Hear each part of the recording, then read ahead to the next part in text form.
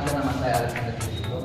Saya Andi Muradzidal Kamtami. Saya Muhammad Fahmi Bilara. Kami dari kelompok 5 ingin mempresentasikan hasil diskusi kami yaitu audit medis. Saya akan menjelaskan tentang definisi audit medis. Menurut ketentuan pasal 42 ayat 1 Surat Keputusan Menteri Kesehatan Republik Indonesia nomor 983-Menkes-SK-11-1992 tentang pedoman organisasi rumah sakit umum menyatakan, komite medis adalah kelompok tenaga medis yang keanggotanya dipilih dari anggota staf medis fungsional.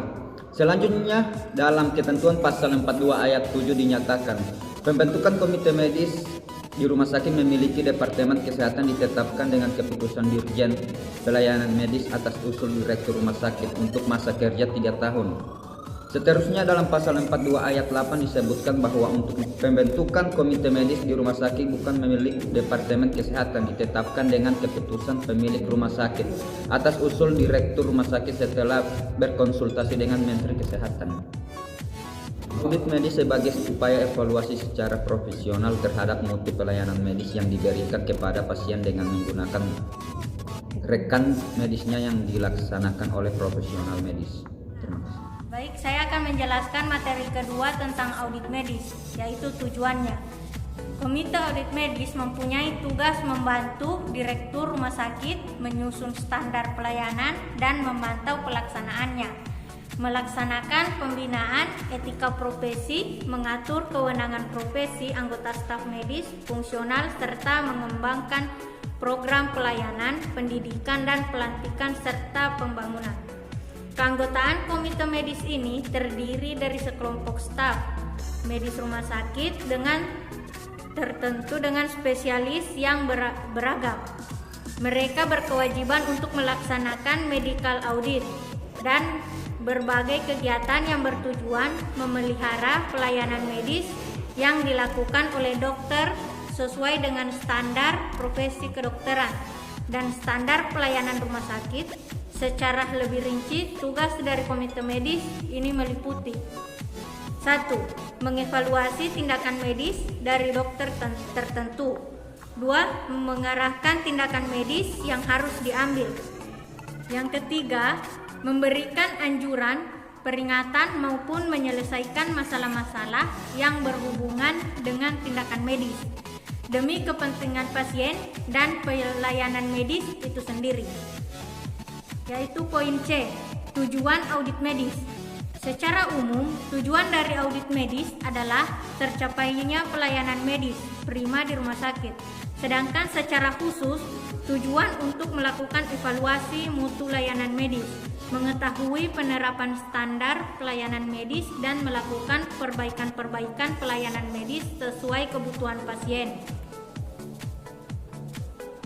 Audit medis terkait dengan upaya peningkatan mutu dan standarisasi adalah tercapainya pelayanan prima di rumah sakit, yaitu kegiatan audit medis dilakukan untuk mengevaluasi mutu pelayanan audit medis, untuk mengetahui penerapan standar pelayanan medis, untuk melakukan perbaikan-perbaikan pelayanan medis sesuai dengan kebutuhan pasien dan standar pelayanan medis. Kewenangan audit medis.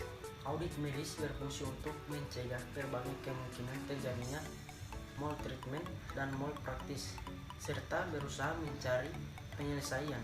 Sedangkan kewenangannya, audit medis mempunyai kewenangan sesuai dengan ruang lingkup yang terbatas rumah sakit. Keputusan komite medis biasanya bersifat administratif, misalnya mengusulkan seorang dokter untuk menjadi staf rumah sakit atau mengusulkan kepada direktur rumah sakit agar seorang dokter dipecat sebagai staf rumah sakit.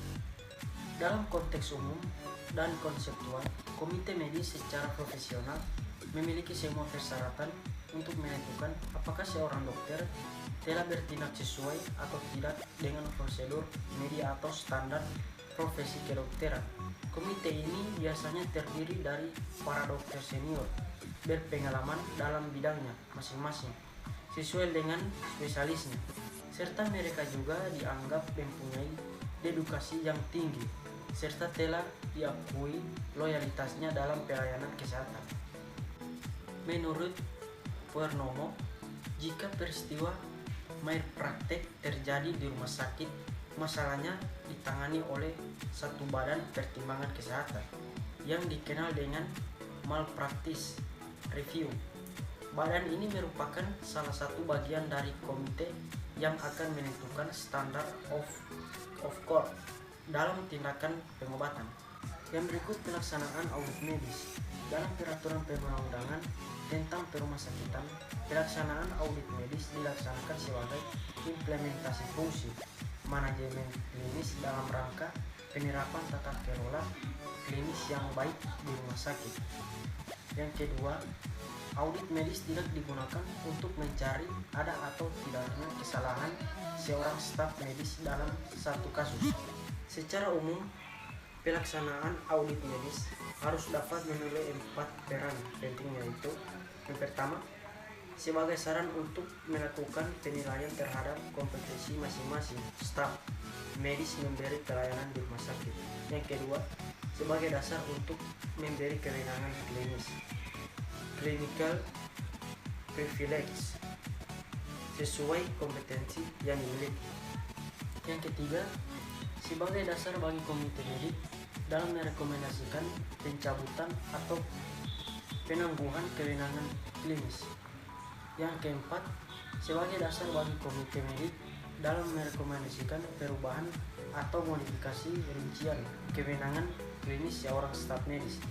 Yang kelima, sebagai dasar bagi komite medik dalam merekomendasikan perubahan atau modifikasi rincian kewenangan klinis seorang staf. Wassalamualaikum warahmatullahi wabarakatuh.